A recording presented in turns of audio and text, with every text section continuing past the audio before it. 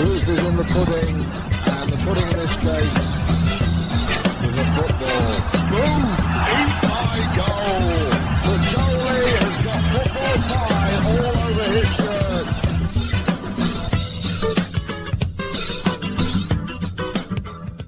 Welcome to this latest episode of the Down the Pub podcast. Welcome to this latest episode of the Down the Pub podcast. I'm tripping over my words again. Me and Gary are joined again by Chris. We thought Chris was such a resounding success on the show last week. We thought we'd get him back. So we've had a lot happen in the Wanderers world this week and in the CPL in general. So really excited to get into it. Before the lads say hello, I just wanted to say thank you so much to everybody who submitted questions this week. We got so many that we're going to do most of the show of just answering questions from listeners. It was like we always usually put them out every week, but this week was like I don't know what it was. I think it was because Chris retweeted or something. I don't know, but yeah, man, it was a pretty spectacular response. So welcome back, Chris, and hello as always, Gary.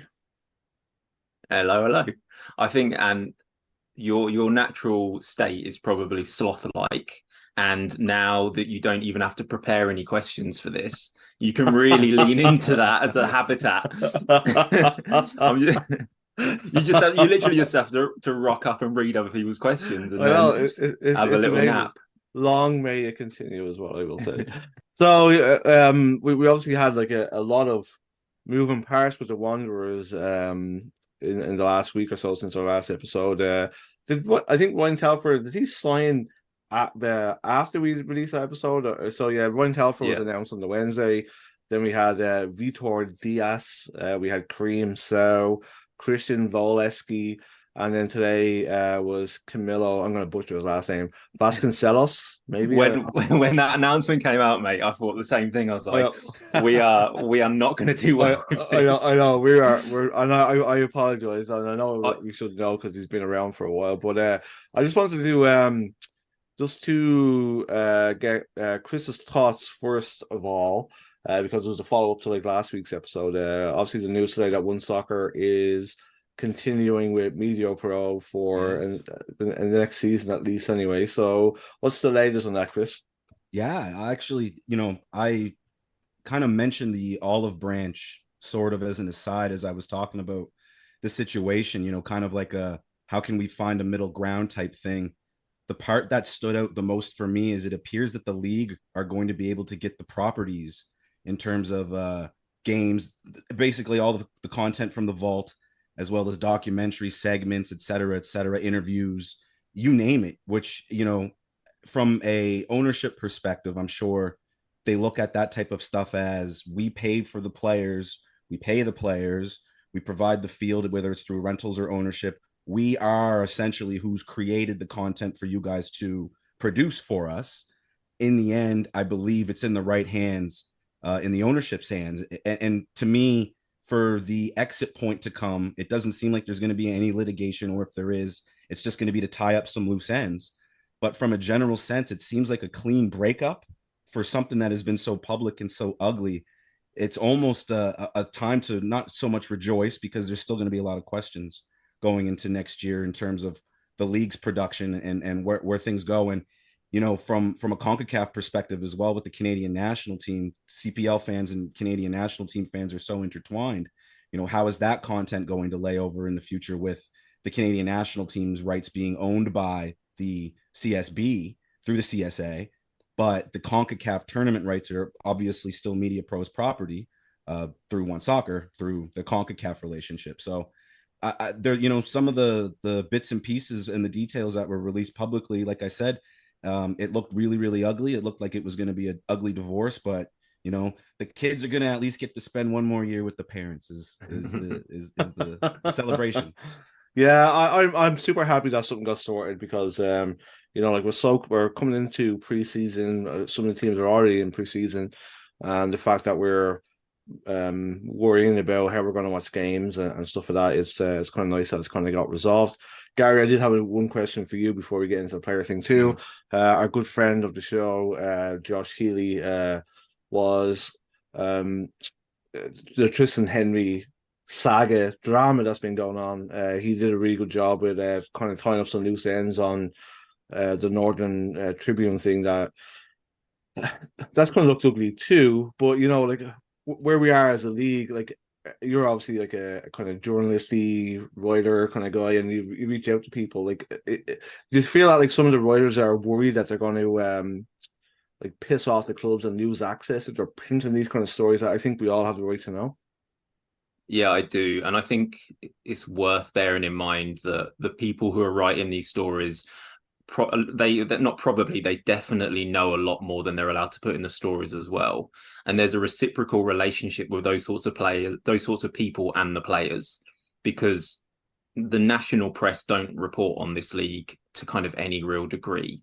So if players want to kind of put a message out there that they want the club to hear and other clubs to hear, they use these kind of local journalists, they use the independent journalists. And I think, and I genuinely say this with no kind of information, but if I'm reading between the lines of that Triston Henry situation, I imagine he's reached out to Northern Tribune in some way, or Northern Tribune's reached out to him to say, I'm thinking of printing this story because my sources have told me this, and he's probably okayed it, or at least kind of not told him not to publish it. That's the way. I would lay money on that being the case, or he might even be a source in it. I don't know. And I think he's wanted it out there because he's trying to kind of leverage some more power to get the move, which he clearly wants. And I think that story's obviously been released. He's then seen that it started to backfire on him. I imagine the club contacted him and were like, "What's this? Why are you kind of making this public?" He's realized instead of getting leverage from that situation, he might actually be jeopardizing his move by allowing that story to get out there. He's kind of panicked a bit and then released a statement, which I would have had no problem with the statement if he just said kind of, I want to distance myself from this, blah, blah, blah. But the fact that there was an edge to it, which almost had a go at John and attack the integrity of John's reporting, that's why it annoyed me a little bit, because like John has worked tirelessly for free on this league for years now, and he produces consistently good work. And just because a player kind of didn't really get his own way out of a story, to then drag his name through the mud a little bit, I didn't like that. I didn't like that. So I'm glad Josh's reporting kind of vindicated what John had been saying at the Northern Tribune and showed it to be true and showed it to be a piece of writing with integrity and truth to it. And so where does this kind of leave Triston Henry really? Because like after like all said and done, like obviously it's an absolute mess to be perfectly honest. And the USL where he was supposed to be moving to is coming into their preseason, so a lot of players are signed already. Obviously he's one of the stars of the league. He's won Keeper of the Year a couple of times. He's a 4-time champion, but A, is it kind of hurting his legacy a little bit, and B, like where does it leave him in terms of where does he go? I mean, I feel like the situation, we've seen it publicly, but privately that plays out every preseason with a handful of players at every single club. So I don't think it's an unusual situation. What's unusual is that he's tried to get the story out there to leverage a move. I imagine it'll be okay though. Like if he does stick around, there'll be talks. People will kind of sweep it under the rug, and in 3 or 4 months it'll probably be forgotten about.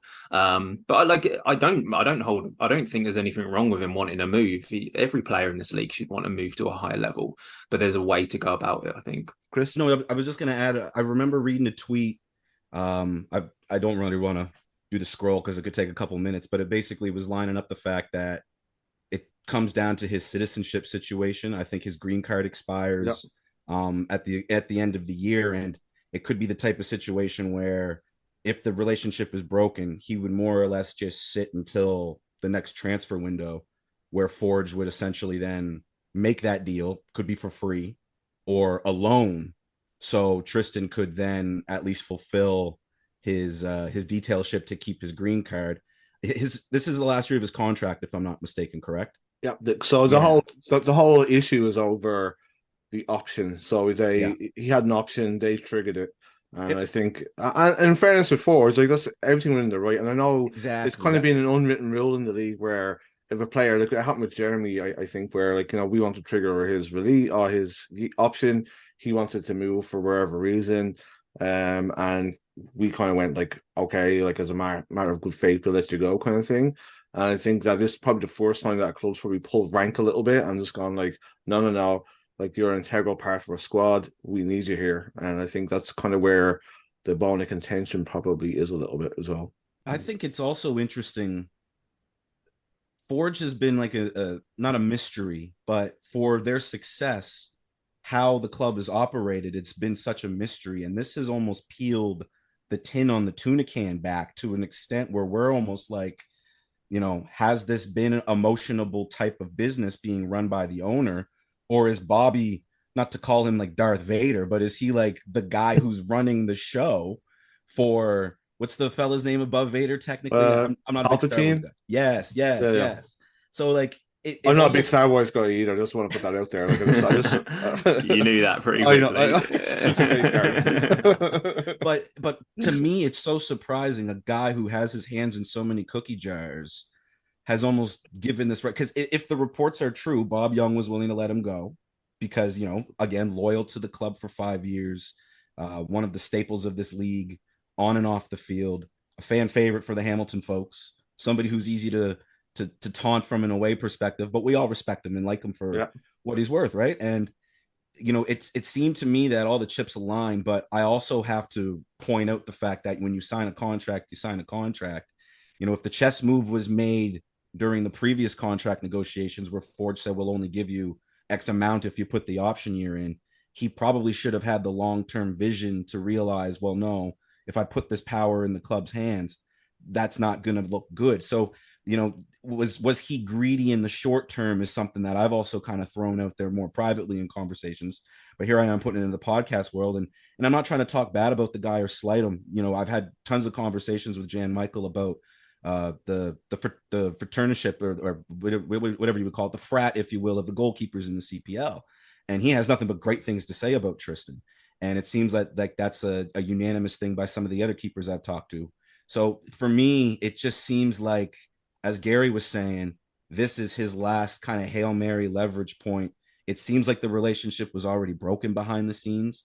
Whatever has gone wrong in the negotiations has already kind of left him with a sour taste in his mouth. This is almost him giving no other option but to drop the nuke, if you will. And this could accelerate things in the near time. Maybe he's off until July when it's, the pre-contract time comes around. Maybe Forge releases him, which I at this point, I don't see that being an option, because why would you trigger the option? But when I was saying about pulling the tin can or pulling the top off of the tin of tuna, what kind of disconnect is there between Bob and Bob, for lack of better terms? And that's the most exposing part of this thing for me. I feel like it's probably something that's kind of going to rumble on for like a little bit longer. But it's one of those things that players have the security of the option year and the club puts it in there for their own sake. What's the point of having them if you're not going to accept when somebody triggers it? You know what I mean? So yeah, anyway, let's move on. I'm hoping to have like, obviously we were joking about like Kevin Anderson, but I'm hoping to have him on the podcast to kind of get his insight into the Forge thing before the season starts. So I think he'll know a lot more than us. So Chris, to you, your good friend and Marvin's good friend. Like you guys have such a buddy thing on like I love seeing your pictures on social media and stuff with Creamsale. So how stoked were you to see that he actually finally got the contract that we all kind of wanted him to get? The yes that came out when I read the text message that my brother sent me was audible. Like I actually had to duck my head out of my room to make sure my grandfather didn't think that something happened and he had to come check on me. But I was ecstatic, man, to see how hard this kid has worked behind the scenes through his academics, through a pandemic, plane flights back and forth, miscommunications, lost communications, found communications, promises made, promises broken, promises picked back up, promises kept. I personally, to myself, and I can't wait to see him in person, Matt Fegan, for whatever criticism anybody has ever given him for developing this club, for putting the players in the field and in the right spots and whatever else, to see how this worked behind the scenes and to see that Matt is a man of his word the way that he showed he is my favorite part of this whole thing. And Kareem's trust in him and the conversations between Kareem's people, the school, the Wanderers. It's refreshing to know that when somebody gives their time and their effort to the club, that the club will, scratch my back, scratch your back. He's such an ambassador when he was here, even when he wasn't playing. Oh yeah. And that to me was one of the things that stood out. What he does on the field, I'm sure we'll talk about it as the questions go on too, about where he fits into the system. But, I even had this conversation with him when I congratulated him on the contract. He comes into this club as a veteran of sorts, aside from Rampy, if I'm not mistaken, in terms of time and tenure, he's the longest representative of the club now. So he's filling in those gaps that a Jake Ruby has left, a Peter Shala has left, a Christian Oxner has left. He knows the ins and outs of the club. And as we've seen with the signings, it seems the trend and the idea that Matt is going for is familiarity. Why what's the term? Don't fix what's not broken, if you will. And we've seen, bringing back ex-players, bringing back players familiar with the league, bringing back players who have trained with the team. And Kareem, whether he was starting, which he was during the kickoff alongside Matteo Restrepo during the injury crisis to start that season, and him sitting on the bench and, doing his pregame warmups, but having to watch from the press box, working with the under 23s, putting in the hard work and the grind, and to see that rewarded, aside from all the personal connection I have with him, is what made me really, really happy. And I couldn't be more proud of somebody. The fact that it's even a 2+1 deal too, so he's going to be able to root himself here. And if his future is away from the sport, he always said that this kind of felt like a home away from home for him. For a kid that had to have so much focus as well on his seasons with Montreal and trying to win perennial national champions and stuff, he was still so focused and devoted on the club and was always in communication with me and Marvin about, what was going on behind the scenes, if you will, of what we knew. And to me, he was a through and through Wanderer as it was. So it's just tremendous to see Matt give him more than just another chance to prove himself. It seems like he already has. And to me, that's fantastic. Yeah, and he's a really good footballer too. And I think yes, a lot of people have kind of been worried about our backup if Kyle Lockery or Dan Nimick gets injured, and I think he's a well able, well capable backup for us. So Gary, just moving along to I'm going to kind of club our Wanderers Wednesday thing together. So Victor Diaz and Christian Valesky, two more experienced players again that we've kind of brought in. Obviously, like Vitor is a little bit younger than what Christian is, but I know you've kind of been talking to a few people about Vitor. So what have you kind of found out? What can we expect from him? And then just as a follow-up for Christian Valesky, what can we... He seems like a bit of a target man, which I think is something that we kind of needed. What do you think he'll bring to the team too? Yeah, they're both quite interesting profiles, and I think they're both profiles of players that we needed. I feel like when we're talking about Vitor Diaz, who kind of ostensibly is a 10, he did play as a DM in college at some point. Sorry, in MLS Next Pro for a little while, but really is attacking. He's an attacking midfielder. Is a 10, and what that position means in our club, because I think everyone listening to this, if you kind of know football, when you think of a 10, you think of someone playing in the pockets between the lines, trying to pick the lock, final ball. But a 10, at least in the way we were playing last season, that was not their job.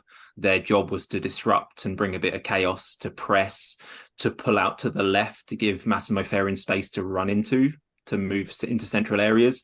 So it was a really, really selfless role, our 10. But now I look at someone like Vitor Diaz coming into the group, and I think that shows an obvious shift towards having a more traditional 10 who can play between the lines, who can find that final pass. So I'm interested to see how he fits in and how he's used, because I feel like we've got a few players now who want to kind of live in that zone 14, zone 15 role where they're in the right half space, but they're left footed and they're trying to create things from there. And I was doing some reading on him, and I noticed an MLS scout had commented on the post about him signing. So I DM'd him, and he was nice enough to kind of give me his summary of the player, because he had scouted him quite extensively for an MLS club. I think it was Inter Miami, but I'm not entirely sure. And he was kind enough to tell me what he put. So instead of stealing his words, I'm literally going to read what he said to me about him. So this scout said to me, he was a 10 at college, creative, good set piece delivery, played behind the centre forward. At Sporting Kansas 2, they often used him as a centre forward outright. At Sporting Kansas, he also split his time between being a 10 and a DM, a single pivot in a 4-3-3. He played out wide too. Versatile, more so than he showed at college. He's agile, he's got a good first step, but he's not especially fast. Good technique and an eye for goal. His technicals were well above average for NCAA. He didn't look to be an MLS caliber player, though I think he would have gotten a look if he wasn't foreign. So that tells me, if he thinks he might not be MLS caliber, but he might have gotten a look, that tells me he's right on the cusp of like an upper USL sort of level player. So really interesting player to be introduced into the group. And I'm just fascinated to see if we develop that 10 role into being a more traditional 10 role now. In terms of the striker, Velosky. I think Christian Velosky. Yeah, Christian Velesky. Yeah. I've Googled his name so many times this week and I keep spelling it wrong because I go Velosky. So I forget the E every once in a while. Yeah. So Velosky. I'm probably saying it wrong. So we'll see him at training and we'll find out for real. So Yeah. Oh, I would just call him Christian. Yeah, it's interesting because we didn't really have kind of a traditional established 9 last season. And when we interviewed Patrice in the off season, he obviously talked about that being the biggest positional need. And I feel like what they've done is long term, I think there is an investment in Thiago Coimbra. You speak to people around the club and he is very, very highly thought of by a lot of people with a lot of influence. So I think bringing in a 31-year-old with 10 years of experience at a professional level, that's someone fantastic for Thiago to learn from. And I think it shows real faith in Coimbra as well, because long term he is the man for this club, and I think justified too. I've seen enough of him to be convinced that he will work out. And I think when you look at Christian's USL record, the 67 goals jump out, of course, but there's also nearly 20 assists in there as well, and that's what really kind of piques my interest, because you look at his tape and he's clearly a goal scorer. He's clearly got ice in his veins. He's a fantastic finisher who works on instinct. But if you're playing in our team, you need to be a facilitator if you're the 9 as well, because we have Massimo Ferrin, who is a fantastic goal scorer on the left. We have Aidan Daniels, Telfer, whoever roaming about as well. They are all capable of pitching in with 5 to 10 goals a season, if not more, for Massimo Ferrin. So you need a striker who isn't going to be the complete focal point, who's the only one who ever gets chances. You want him to facilitate as well. So those 18, 19 assists sound really promising. So yeah, good signings, I think. I never really thought of the Coimbra aspect of it. He is definitely a great, like, you can see he's got potential, but he is kind of rough around the edges, and having somebody, I think, like Jordan Fruits to come in like last year probably helped him a little bit, because obviously Jordan's kind of played at TFC level, kind of whatever, but like having somebody who's consistently done this for 10 years and kicking in with assists is that jumped out to me too. And I think it just seems like a smart signing, to be perfectly honest with you. So I'm pretty happy with it. So Camilo's coming back too, which we're really happy. I'm so glad he got like a little bit of a run out last year, and I was really, really impressed. And he's obviously going to give us some under 21 minutes. So we need to kick on with the questions, because we'll be here all night otherwise. So this one's from Halifax Steve, and Chris, you're going to answer this one. After last year's Florida training and some rumors of a UK preseason, this year's coast to coast camp was announced. What's your verdict? Improved prep or a little bit underwhelming? I think it's smart. I think as important as getting the guys into match fitness, get them into travel fitness. It's very similar to, an Ontario to BC and back kind of trip in a way, kind of in essence, or out and back. I forget the order it goes, but it's along those lines. And I think it's smart because, as much as this team is, a lot of guys from last year, the year, years past, guys who have experience in the CPL, guys who have experience with this travel. One of the things that Halifax and I'm sure Pacific and Vancouver kind of deal with the same thing as well is getting into the season takes a little bit longer because those road trips are much, much longer. It's simple math, really, when it just comes down to hard kilometers and potential stops and layovers. So to me, it's smart. You could have done the same thing in essence in the UK. You're traveling one way, you're going to travel back after a few days assumptively, but you could have also stayed a couple weeks in the UK. And I also think it's hard to carve out fixtures at this time of the year in the UK with clubs and with friendlies. Once Halifax's reputation boosts up a little bit, hopefully, fingers crossed, using football manager terminology here, but maybe will be worth a team throwing into the schedule in the middle of a season. But we're in the post-holiday season, kind of coming into the running in all of the lower leagues in England and stuff, and it's hard, I think, for teams to just carve that out. So I think it's smart to keep it North American. You're going to be playing college teams that are going to have their expanded rosters at the time, but whether it's the kids from that year or the high school seniors or JUCO kids coming in the next year, and a couple of MLS2 teams as well, which I think is probably the level that the CPL is balanced out right now. It's like CPL, USL, MLS2. They're kind of all in that. You could roll a dice and any of the three could be good, better, or best on their day. So to me, I think it's kind of the perfect little preseason for on the field fitness, but I think it's also really going to get the guys into an off the field rotation as well. Yeah, I think that's a great answer. And I think, I know Derek was kind of hardcore about trying to get a UK preseason, but I think it just makes sense. Where's our first game? Cape Breton, isn't it? Cape Breton and then the Ontario games. No, and then I mean like the first league game, April 13th. Yeah, where is it? Is it Pacific? Pacific. Oh, well, there you go. That's somebody had said that to me last night. I was playing football last night, and somebody had said it to me that it kind of makes sense for them to do the Seattle, Vancouver thing as they're going to be playing Pacific. So it makes way more sense to go to the UK and then dragging their ass all the way up to Vancouver. So I think it's fantastic. The preseason, absolutely fantastic and beautifully put by Chris to say not game fitness, but having travel fitness as well, because people forget what a slog it is. And that is a type of fitness you need to build up. You need to get used to these routines you'll have when you've got these long flights. And the fact that we're moving across the country and ending up in Vancouver just before, well, not just before, I would guess a week or so before we play Vancouver on the weekend and then Pacific on the weekend, and then midweek, I think, or towards the end of the following week, Vancouver FC. So if you think about our 4 hardest matches every single season are the 2 away games in Pacific and the 2 away games in Vancouver because of the travel. And by doing it this way, we completely eliminate 50% of those matches in terms of a real high difficulty level, because we're not competing with time changes if we've been there for a week beforehand and played a couple of games there beforehand.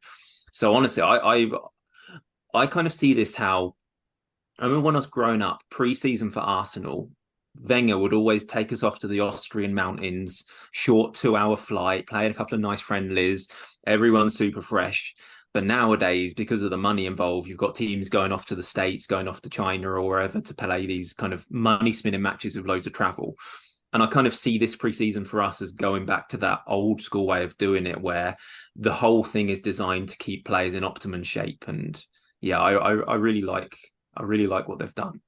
Yeah, me too. I think it's and they've involved the fans in it too, which is kind of nice. I can't wait for those games. Yeah. Yeah. So this one's from Kevin Anderson. He's getting an awful lot of mentions. I think when I start charging this fucking guy money for the shit he gets on the pod here. So Gary, this one's for you because you can answer this first one. What does the Halifax coffee taste like?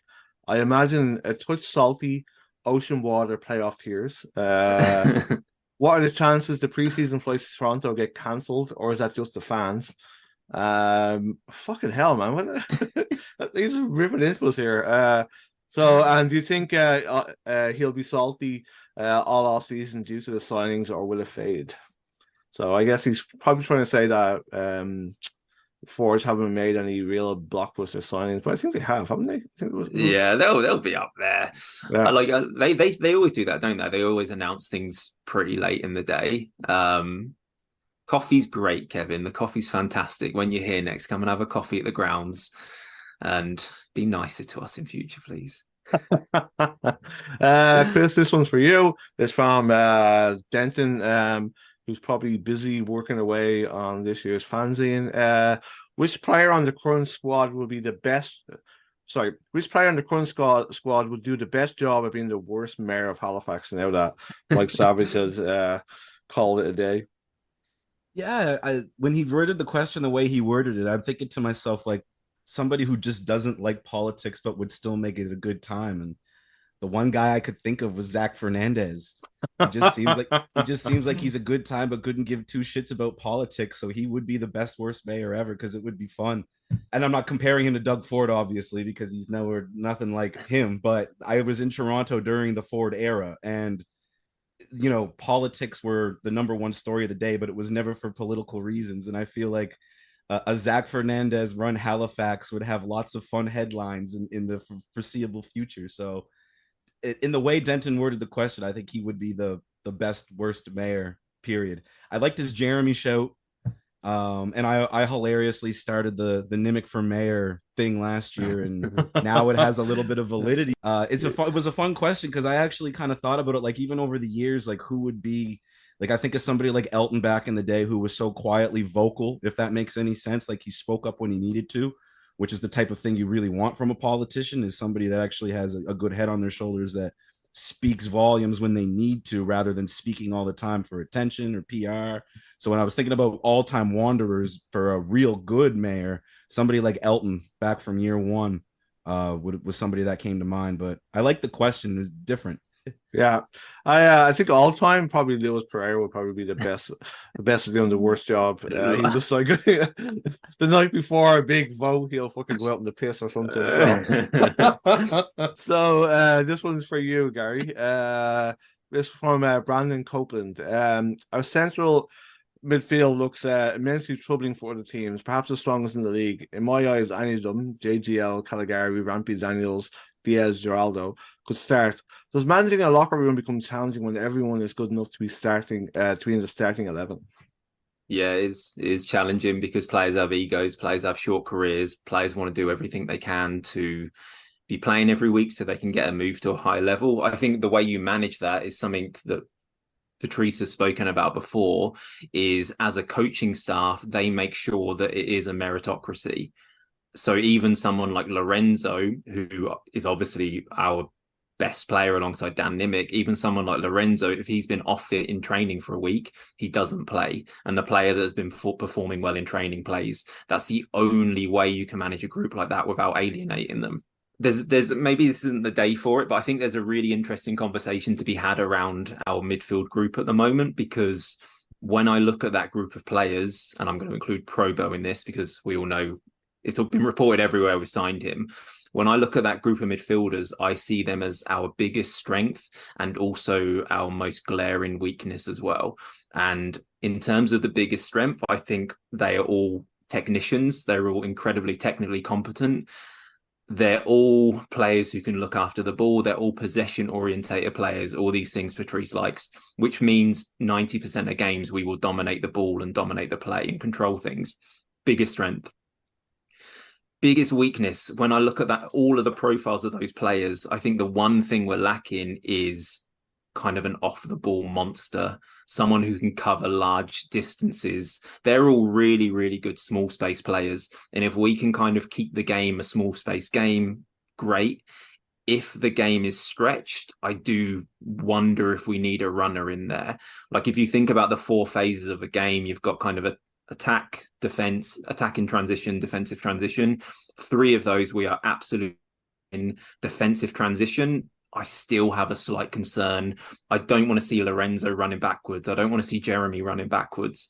And I don't think I'd have even thought this until Arsenal signed Declan Rice. And just me watching Arsenal every week and seeing what happens when you have an off the ball monster in the team, it's completely game changing. I think most games will be absolutely fine because they are all good enough to control teams and pass teams to death. But there'll be the odd game next season where teams kind of want to turn it into a defensive transition game where they might be a little bit exposed, but then that's the job of the coaches on the training ground to make sure our defensive transition structure is spot on. Bring back Polisi, I say. Honestly, mate, he looks good in the data in terms of off the ball work. So this one's from a good friend of the show and good man all around, apart from being a Bohemians fan, Derek Simon. Chris, for you, which new sign do you think will make the biggest immediate impact, and which one will have the biggest long-term impact? Well, I think we kind of touched on that last weekend with Jeremy kind of filling that veteran role, that veteran leadership. And obviously since then with Christian Voliski, we're going to pronounce his name 20 different times before we know how to actually pronounce it. But, you know, those two fill that veteran leadership role that Daniil leaves. And you know, I listed off the other names as well. Omar kind of became that person as well, that rock in the middle. You know, to me, the long-term, you guys were just talking about it with Coimbra, and I think that is where Voliski actually might be more the long-term impact, because his impact might be felt long after he's gone if a guy like Thiago picks up the pieces that he leaves type thing, right? You know, how Daniil's long-term impact won't be felt, I was saying this to Martin, won't be felt for another 2-3 years, depending on how well Kale and Dan Nimmick get along, whether they fix the little intricacies in their game and how much credit you could potentially give the tutelage of Daniil during his brief stay with the club for putting the boys on that kind of track. So it's always kind of hard to answer that so early in the process, because it could end up being somebody like Camilo. It could be Kareem if there's an injury issue. You know, the short-term impact thing could just literally be whoever steps up this year. But in long-term, that veteran leadership as well, I think, is something that will stick long after they leave. And I look at Jeremy and Voliski for both, in all honesty, for both. I think that's a great answer, and I'll be inclined to agree. This one's for Jonathan Hunt for you, Gary. I think that this is about it was announced today, I think, that is it Bakary, is that how you say it? The guy from Vancouver who left, the English guy. How would he fit as another young centre back if we were like to pick him up here? This question from Jonathan Hunt. I mean, I didn't watch all of Vancouver's games last season, so I don't know the player too well. But the games I did watch of them, he was very energetic, very enthusiastic, but I found him a little bit chaotic to play at the back. And I think for a centre back, you need calmness, especially in the way we play. You need calmness on the ball, because you know we're gonna invite the press so we can pass through the press, and you need nerves of steel to be that sort of ball progressor. And I don't think I see him as that sort of player. So yeah, I'm not sure I'd take him, but yeah, he always felt like he was on the edge of like getting a red card, and he was and he was an amazing like read of the game, but he always just felt like, who was like, do you remember Mike Bassett? Do you remember the defender that you ever seen that movie with Mike Bassett? Yeah. I was wondering, were you talking about Mike Bassett, England manager then? You were. Yeah, but the fucking two. Yeah, the defender that kept getting sent off. It reminds me of him. This one's for all of us, and this is from good friend Josh Healy. So who is each of your Wanderers lookalikes or closest to? For added intrigue, your co-hosts have to pick for you. So Gary's an absolute wanker, so I'm gonna let Chris pick for me. So Chris, who do you think? I don't think I look like anybody, because I look like I'm fucking Santa Claus. So I don't know. I went off the what's the word, off the board for this one. You and Patrice look like you could be long lost brothers in a sense.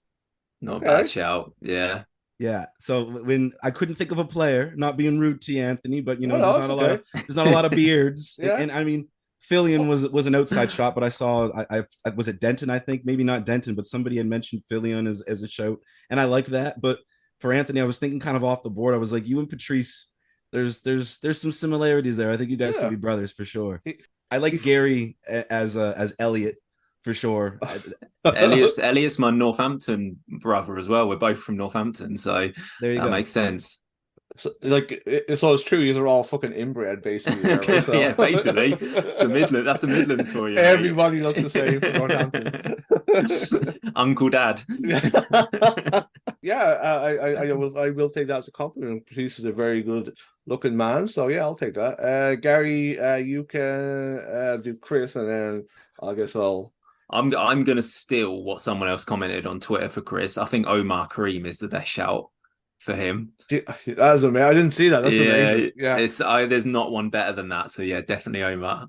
It has to be Elliot Simmons. Like, it's the only person I can think of for you, Gary. Like, I mean, you guys blonde hair. Yeah. We should probably take a screenshot of this call and people can vote. I will do that. That's dangerous. That's dangerous. It's very fucking dangerous. I will do that though. The last time you screenshotted one of these chats, I was drinking Guinness out of a coffee cup, and you outed me. That's because you're like, it was an absolute dick move. So I will do that. I promise when I'm going through. This one is from good friend of the show, Jerry Warnick. He's got two questions, Chris. One, where do you see Daniels playing? Two, Derek Martin said he was most excited for a right wing signing. Was that Telfer, or is there exciting right winger still to come? When you kind of like break down the signings, who's on the roster, who's here, who's there, it seems logical that the next signing is probably going to be like a right back, center back type player. It seems to be the only role where we're lacking at least a little touch of depth. You know, I don't know if the center back question is going to come up later on. I don't want to spoil my answer for that, but I think we're a little more settled at center back if Max Buther ends up making the team. But there's also that definite need to have somebody to replace Kale's role as that center back, because both Kareem and Max have more of a profile like Dan. Tremendous, defender, tremendous stopper, but not quite more of a cover sweeper, mess you up if you get into my zone like Kale is. So to me, the next signing looks like it's in that right center back role. So it's possible. Telfer either wing has kind of been his primary position over his career. So it's pretty possible that Derek meant Ryan, especially the way he kind of went to bat for him on Twitter against some people. But there is also that possibility with the development contracts and stuff still yet to be settled and stuff. There could be some depth in the scouting department that maybe Matt and Derek want to bring to the club to see if they've got some quality as well. And maybe it's in that position. We saw both Kimani and Ethan find great roles after they left the Wanderers. And it is in part because the club gave them a bridge between one club to school in Kimani's case, and then Kilmarnock in Ethan's case. So yeah, I think the right wing signing was probably Telfer. And what was the second question again? Sorry, it was let me see. Sorry, where do you see Aiden Daniels playing? Oh yeah, Gary probably has a much more fluent technical tactical answer for this one, but if I'm going to be completely honest with you, the way the signings have kind of laid out and the way we've seen Patrice's structure and tactics over the last, well, I guess we could say 12 months. It'll be 12 months soon.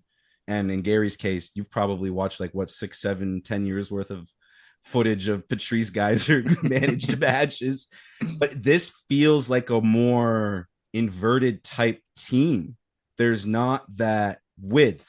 Even in Telfer's case, he can play as a number 9 or 10. He can play as a fullback. And, the more I've been looking and observing the signings, the more I'm seeing more central type players. Whereas if you're playing a 4-2-3-1, for example, the wingers aren't necessarily wingers as much as they kind of tuck inside a little bit and get wide when the space is provided. And as we've seen over the last couple of years, that's where Aiden Daniels can thrive at times. Like, he's really good on the ball. He can be patient on a good day. And when he's having a tough day, he also still finds ways to get into space and create opportunities for himself. And when I look at a Probo, when I look at a Diaz, when I look at what we have now with Rampersad, Jeremy, Geraldo is in that role as well. where he can kind of play anywhere from an 8 to a number 9, number 10. Any of those roles, Aiden Daniels is the exact same type of player. So like I said, Gary probably has like a more a wise tactical description of what I'm trying to say. But to me, I think that as a whole, tactically, we're not going to be as wide in the advanced positions. I feel like the width is going to come from the fullbacks, Fernandez, Wesley, Ferrazzo, and then Kareem has even shown and proven that he can get up and down. He'll be more of a reserved fullback, but we've got some roles there already, which is another reason why I think the next signing could be in that type of mold as well. A fullback that can get up and down the pitch. So, you know, it's going to be really interesting to see how it shows itself in the preseason, if there is that width, and if a player like Aiden Daniels finds himself in kind of like that left winger role where we know he's not necessarily at his best. You know, is he going to work on his game in that aspect or whatnot? So I moved on because I don't want to hear Gary's nonsense. Go ahead, Gary. I'm joking. No, I'll be really quick. I think it's interesting that you're talking about inversion and width there, because the way we kind of got balance last season was one side would be kind of the inverting side and one side would be the width side. So if Aiden was inverting from the right, then Massimo would stay high and wide on the left, and vice versa. So if you think about the evolution of the team, I think you need to be unpredictable, which Patrice always talks about. He wants to be unpredictable. You need to be able to invert from either side. So going into games, teams don't know which way you're going to do that. How are you going to form the box? Are you going to form the box by inverting a winger or by inverting a fullback? Which side are you going to do it, etc. So that'll be a big part of it. And very quickly on Aiden Daniels, I think when we think about Aiden Daniels, we shouldn't think about where he starts off on the pitch. We should think about where he ends up in terms of where does he receive the ball. And whether he's a right winger or a more traditional 10, he's going to be receiving the ball in the same areas, which is in those little pockets and half spaces. So, yeah, you can move on now. Yep, thanks. This one's from Halifax Dave for you, Gar. Most needed role left for the squad. I know you've kind of touched on it before. We just want to he reckons it might be a backup right back. Assuming Wes, JGL, and Inverted are on left back, or is Ferrazzo backing up both sides? I think Ferrazzo is backing up both sides. I think in terms of the left back, Kareem's, again, I'm kind of using the way we played towards the end of last season, but Kareem So would be my backup to Wesley at left back, because that left back became a left centre back, and that's Kareem's position, and he can also play left back. So that's another reason that's a really good signing, because I think he's first man up at left back and at left centre back if either of those players go down. Right back, yeah, we've got Zach coming back. We've got Ferrazzo who can do a good job there. So I wouldn't say that's the most pressing need. For me, I don't think positionally there's a pressing need. I just think we need a bit more depth everywhere except centre midfield. We definitely need another centre back, because we've only got 3 centre backs, and you need 4 to go into a season because of injuries. Another wide player as well. I think we need and maybe another young striker who can kind of come on for the last 10 minutes in games every now and then to get the under 21 minutes up. Sweet. This one's from CB Keeper. We've kind of answered it, so I will read the question out there because you were nice enough to send it to us. The Wanderers have focused on midfields and forwards this offseason. Our 2 starting central defenders are arguably the best partnership in the CPL. That's true. But we're thin if an injury occurs to either one. Do you feel we need to solidify these positions with the next signings? Chris, go ahead, man. Yeah, 100%. And, you know, Gary said we've got 3 for sure. I also mentioned Max Boothrow, who we drafted. He's kind of got the ability to play as a center back, holding midfielder as well. Kind of like, in a weird way, if he makes the club, he kind of replaces Omar in that hybrid role. Like, if you need somebody as a center back, he can do it confidently, probably a lot better as that anchor. But to me, yeah. And like that right center back, somebody preferably like Kareem, if that makes any sense, somebody who can play right center back / full center or full right back in a 4 or 5 man set, importantly, because I do feel like, again, with things appearing to be more central in terms of the profile of the players we've signed so far, I feel like we might see a flex of 3 in the back. It happened a lot in training, and I'm not going to. It's one of the things I've always sworn I will never speak about what I see in training. But we've seen it in games that it's not like I'm peeling an onion that nobody smelled before. You know, 3 in the back is always a possibility, and I do feel like having that player that can get up and down the field. If we don't have Zach at right back, Riley is a great role player there. But again, if there's an injury on the left side of the pitch and we need some depth in center back, and Kareem will have to be that 3 guy there, we're going to need somebody with that type of profile. So, yeah, I think that, and actually, I joked with them on Twitter. I said that I have a hot take on this one.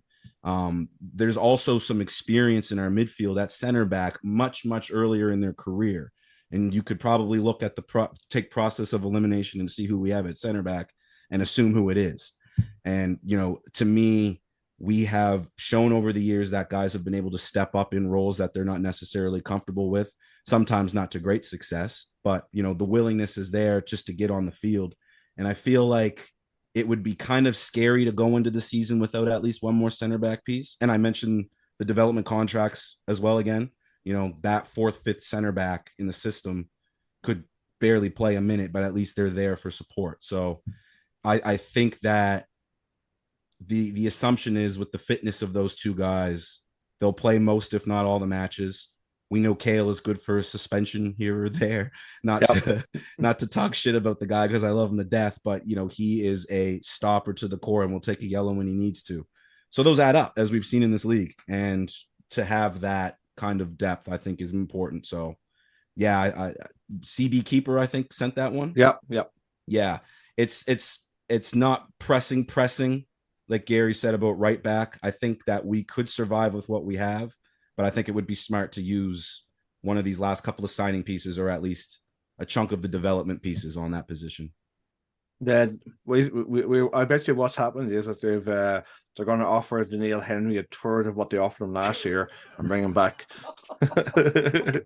So this one's for let me see here, Chris. This from Kerry Ryan. She has said, for whatever he did to get a few matches, Chris Earl, thank you for whatever you did to get a few matches out west so I can see the boys before I fly back east for the home opener.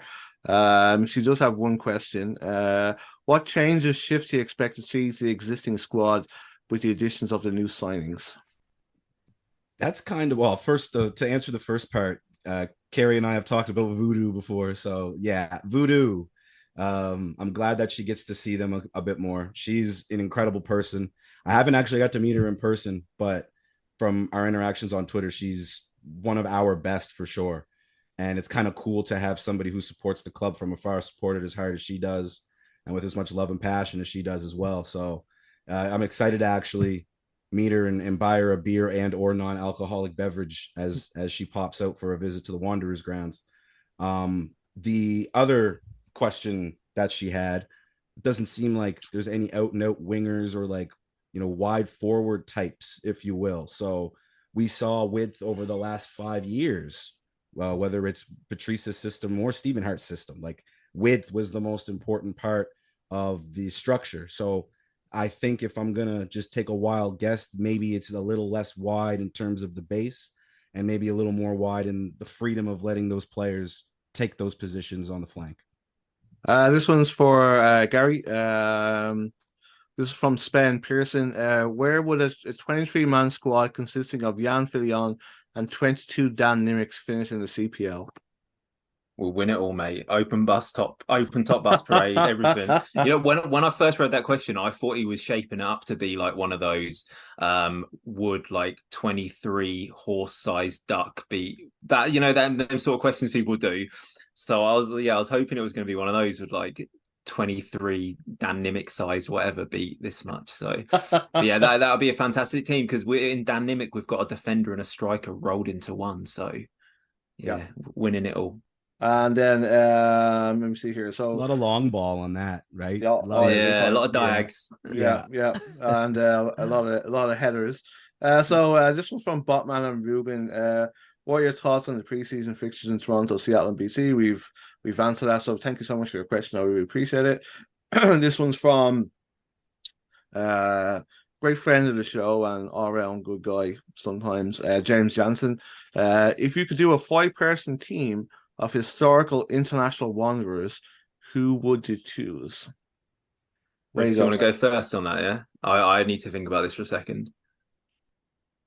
Ooh, it's funny too because like I read the questions, I like the questions, but I try to forget about them until we Yeah, go same. live because I want a more genuine answer. Without a keeper, because I mean, if you have Jan's a the only keeper, keeper Jan's the option, isn't it? keeper, right? Yeah, Yeah. yeah. So I'll have fun and say we'll go with an open net. I would do a 2-1-2. I'd have Rampy and Bona in the back. I'd have Ida in the middle. And I'd have Morelli, I guess Akeem as the other forward. Yep, that's five. I would go Rampy Bona in the back, Ida kind of to like bridge the gaps, and I'd have Morelli and Garcia up front. The 2-1-2. Pretty solid, Gar. Yeah, I'll have Jan in goal. Obviously Morelli up front, Rampy and Elton John in the middle, and centre back. Let's go for Big Pete. Big Pete Shala. Yeah. Nice. Bit of powerful team that is.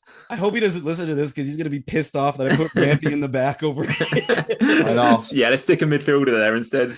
Yeah. I'll go with Jan, obviously, in goal. Dan Nimick is not fucking Canadian. He was here. He was here for like. He was here for like 4 days or something when he was born. Yeah, so, there was like a layover. Yeah, Mum so gave birth Dan Nimick in the back, Rampy, Morelli, and who would I put up front? It had to be Akeem, I guess. Prime Akeem, like 2020 Ireland Games. Akeem, I think it's a pretty good, solid team there. Morelli in midfield, I'm not having that. He hasn't got the legs. It'd be so Rampy's in midfield. Roman. Rampy's in midfield, and then he's like kind of in behind. Oh, okay, yeah. Pulling the strings. Yeah, I'll allow that. Fucking hell, Gary! Like, I didn't say to you about the team you picked. Go fuck yourself. So this is the last question. Jesus, lads, we've done well, I think. This is from Andrew Beeman, and I just like to say, I love this one. Yeah, this fucking. This is the last on purpose because it's an asshole thing. I feel I'm being bullied now, but I will do it. Do you want me to read the question to you? Yes, please. So Andrew asked Anthony to please say she sells seashells on the seashore. Take it away, Ant. I'm not doing it 5 times. I'm just going to do a fucking one because it's going to be a fucking mess. And I wish I had like a little plastic bag around my mic right now. So she sells seashells by the seashore. Hey, that's not too fucking shabby. That was not too bad, actually. Yeah. He also asked, which player do we think he will fangirl over this year? We're not answering that. I'm joking. No, who do you think is it like? This like obviously like Dan Nimick was a big draw last year, and as was Daniil when he came along. But who do you think is going to be like the firm fan favorite this year? Was Andrew? He liked Teo Coloma a lot last year, didn't he? I remember him asking about. Yeah, so if he likes that sort of player, he likes an attacker. He likes somebody who scores goals. It's got to be Christian, surname mispronounced, doesn't it? Yeah, I think it's going to be. I think Vitor Diaz is going to be. Like the fact that we're able to pull a caliber player like that, like that's played at MLS Next Pro, and he sees this as being a good stepping stone for his career at 25. A, says a lot for the league. B, says a lot for Halifax, and I think, I think he's going to do really good things. I think he'll be your little thing. How about you, Chris? I think it might be a weird answer because I think a lot of people have already fangirled him, and I used him for a previous answer already. But I think Zach comes into this season maybe with a bit of a chip on his shoulder. He doesn't have to prove anybody anything, but I think he wants to prove himself. The reports about him moving on potentially this offseason, now he's sticking around. It kind of feels like it's the last season, the swan song. He loves this club. He wears his heart on his sleeve. And we saw how last season ended with him. I love him to death. And I feel like he's going to play to a level, to an inspiration that I think that we're going to see our fandom's love for him almost expand. So I actually only just thought about this in my head here in the last couple of seconds when I was listening to the answers provided beforehand, that Zach is probably the one guy. You know, Dan is automatic, Rampy's automatic. The guys who like Aiden Daniels, automatic. It seems like these guys have those hard permanent fan bases, and Zach is one of those guys as well. He's a big fan favorite, but I also feel like with him having that chip on his shoulder and that point to prove, and him wanting to work on that next step of his career, I think we're going to be behind him for sure, and I think that the fans will respond accordingly. I think this is kind of being underplayed a little bit. I think Derek Martin made a point during the week that the people we've brought in is like a good level, but the people we've been able to keep, like, I mean, at the end of like last year, like he made a point of saying that Zach Fernandez was going to move on, Dan Nimmick was going to move on, Lorenzo was going to move on. Like, it sounded like we were going to lose like a huge big central core of our team, and the fact that we've been able to, so far anyway, like keep, because like the USL window's kind of gone now, and MLS kind of window is kind of unless something crazy happens, feels like we've kept a good core of our team. So we've talked about that privately, Anthony, off and on over the last couple of months. Like, that feels in itself like that stability is a huge signing. Yeah, it was, like you said, Dan might be gone, Zach might be gone, Kale might be gone, and then you could even, you know, expand that a little bit further to somebody like a Ferrazzo. Like, are they going to keep him? He was such a utility piece last year. It's hard to replace those type of guys. Like, it seemed as if we might be saying goodbye to one or two of these guys that we love. And here we are with Lorenzo solidly in that midfield, Nimmick solidly in that back line. Fernandez is back. These guys are hungry. And that in itself feels like as good, if not better, than some big name signing that might come in and it just might not gel. You have a confidence that this is going to work in whatever form it's supposed to work, because these guys already showed and proved that they can play at this level, they can play above this level, and they know what they have to do to succeed for the city. Yeah. So we'll leave it there. I am going to ask the listeners a little bit of homework, because I feel like somewhere in Ottawa, there's a mathematical genius of the level of Stephen Hawking who is able to keep that fucking team under the cap. They've signed Johnny Grant today. Rumors are that Manny Aparicio is moving to Ottawa. I just don't know how the fuck they're going to keep the pieces they've added already. It just seems like somebody's doing some Trump level mathematics in Ottawa. So yeah, that's your homework for next week, folks. Folks,